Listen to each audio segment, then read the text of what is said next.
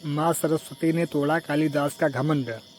कालिदास बोले, माते पानी पिला दीजिए, बड़ा पुण्य होगा। स्त्री बोली, बेटा मैं तुम्हें जानती नहीं, अपना परिचय दो, मैं अवश्य पानी पिला दूंगी। कालिदास ने कहा, मैं पथिक हूँ, कृपया पानी पिला दें। स्त्री बोली, तुम पथिक कैसे हो सकते हो?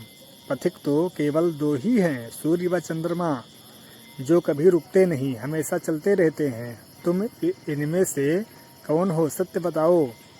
कालिदास ने कहा, मैं मेहमान हूँ, कृपया पानी पिला दें। स्त्री बोली, तुम मेहमान कैसे हो सकते हो? संसार में दो ही मेहमान हैं, पहला धन और दूसरा यौवन।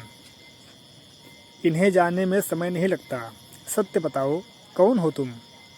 अब तक के सारे तर्क से पराजित हताश तो हो ही चुके थे। कालिदास बोले, मैं सहनशील हूँ, अब आप पानी पिला दें। स्त्री ने कहा, नहीं, सहनशील तो दो ही हैं।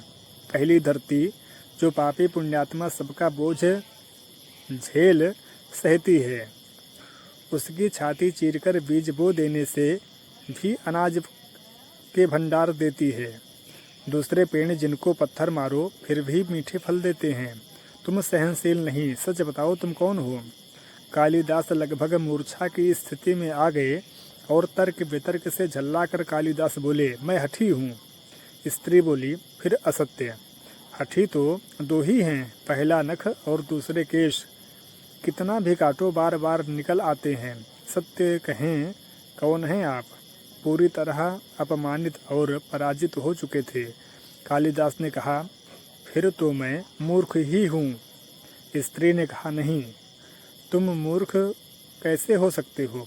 मूर्ख तो दो ही हैं, पहला राजा, जो बिना योग्यता के भी सब पर शासन करता है, और दूसरा दरबारी पंडित, जो राजा को प्रसन्न करने के लिए गलत बात पर भी तर्क करके उसको सही सिद्ध करने की चेष्टा करता है। कुछ बोल न सकने की स्थिति में कालिदास वृद्धा के पैर पर गिर पड़े और पानी की याचना में गिड़गिड़ाने लगे। वृद्धा ने कहा, उठो वत्स। आवाज़ सुनकर कालिदास ने ऊपर देखा तो साक्षात माता सरस्वती वहाँ खड़ी थी। कालिदास पुनः नतमस्तक हो गए।